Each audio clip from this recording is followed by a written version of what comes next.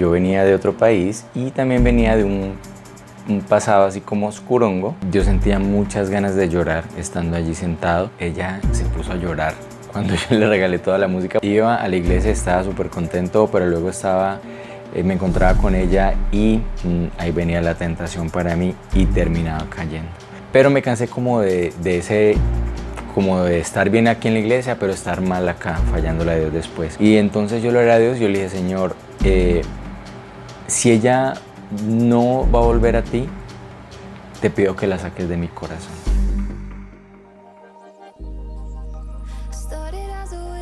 Cuando comencé a ir a la iglesia, yo tenía una novia, yo venía de otro país y también venía de un pasado así como oscurongo. O sea, pues no voy a decir que era un Al Capone, pues, ni nada por el estilo, pero sí tenía un pasado oscurito.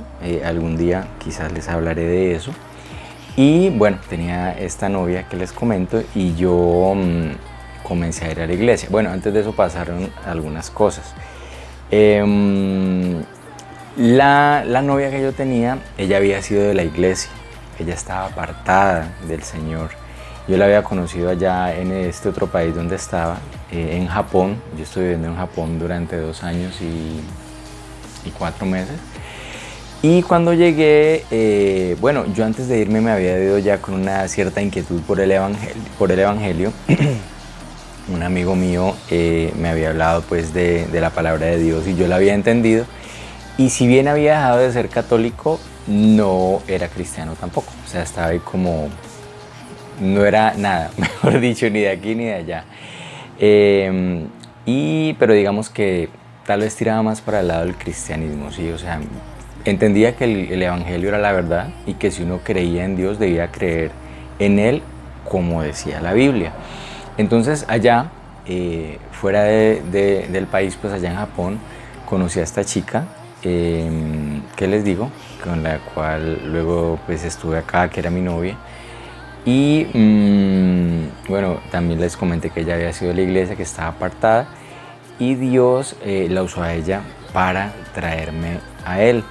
Nosotros dos nos vinimos para acá, para Colombia, llegamos acá y después de un par de meses que habían pasado, bueno, mi ex suegra, mi suegra en ese entonces, la mamá de ella, era de la iglesia todavía, así como otros de sus familiares, y me gustaba mucho compartir con ella. Y resulta que un día ella llegó, venía de un matrimonio,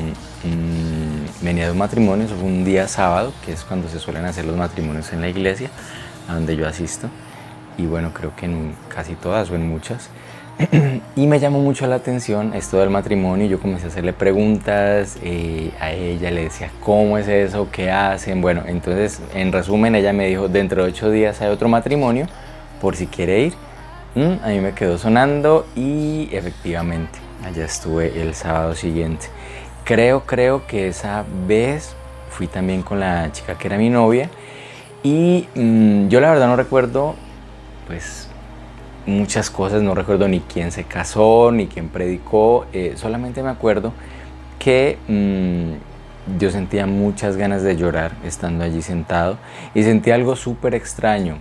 Sentía que yo había vuelto a mi casa, que ese era el lugar que me correspondía, a pesar de que yo jamás había estado dentro de esa iglesia. Había pasado cerca de allí, pero nunca había estado dentro de esa iglesia y ni siquiera sabía que allá había una iglesia cristiana. Entonces, nada, bueno, yo fui ese día a la iglesia, sentí algo muy especial, como les cuento, y fue tan especial que quise volver y fui, efectivamente. Volví con ella, esa vez fui ya pues con la que era mi suegra, ya no fui con la que era mi novia. Y comencé a perder el gusto a ciertas cosas que me gustaban mucho antes, como por ejemplo las discotecas, la rumba, el baile. Bueno, la chica que era mi novia notó esto y creo que una de las cosas más difíciles para ella fue ella notó que yo me estaba desprendiendo verdaderamente de muchas cosas cuando yo le dije, ¿sabes qué? Te regalo toda mi música.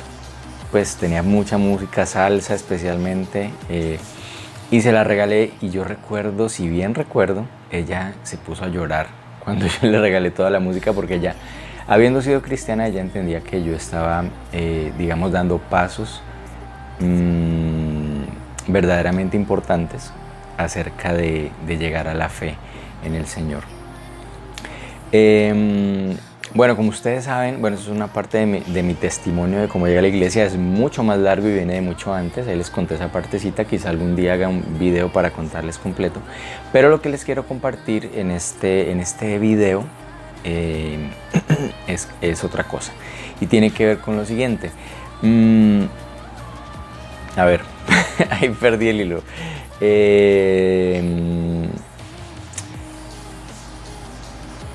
Tiene que ver con el hecho de que, si bien es cierto que yo me estaba sintiendo contento de ir a la iglesia y que tenía deseos de seguir yendo, pues había algo difícil para mí y era que yo estaba pues en una relación con esta chica que les he estado mencionando ya como 30.000 veces, que era mi novia.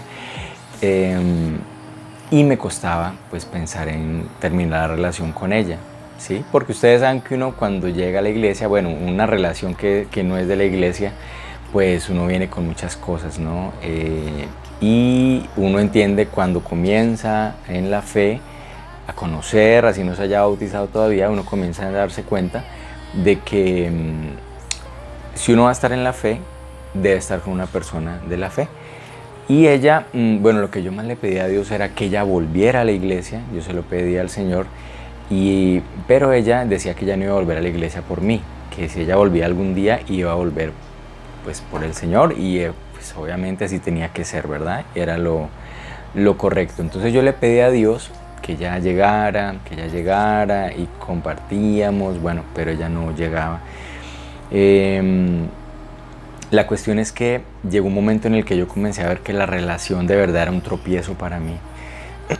Porque claro, yo por un lado estaba feliz yendo a la iglesia y con muchos deseos de hacer lo que Dios quería que hiciera, pero por otro lado, pues cuando estaba con ella, ustedes saben que en una relación que no es cristiana, pues se permiten muchas cosas, las relaciones sexuales son algo normal. Entonces, para mí era una piedra de tropiezo en ese sentido, porque yo iba a la iglesia, estaba súper contento, pero luego me encontraba con ella y ahí venía la tentación para mí y terminaba cayendo. Entonces, ¿qué hice yo? Yo le oré a Dios. Llegó un momento en el que me cansé como de tanto levantarme y caerme, levantarme y caerme. Yo todavía no me había bautizado, aclaro. Pero me cansé como de estar bien aquí en la iglesia, pero estar mal acá, fallándole a Dios después. Y entonces yo le oré a Dios y yo le dije, Señor, si ella no va a volver a ti, te pido que la saques de mi corazón. Y fue decirle a Dios eso, y más tarde en hacer esa oración, que en comenzar a verla a ella como si fuera una amiga nada más. O sea, la veía y no sentía absolutamente nada por ella. Es como si jamás hubiera tenido ninguna relación con ella.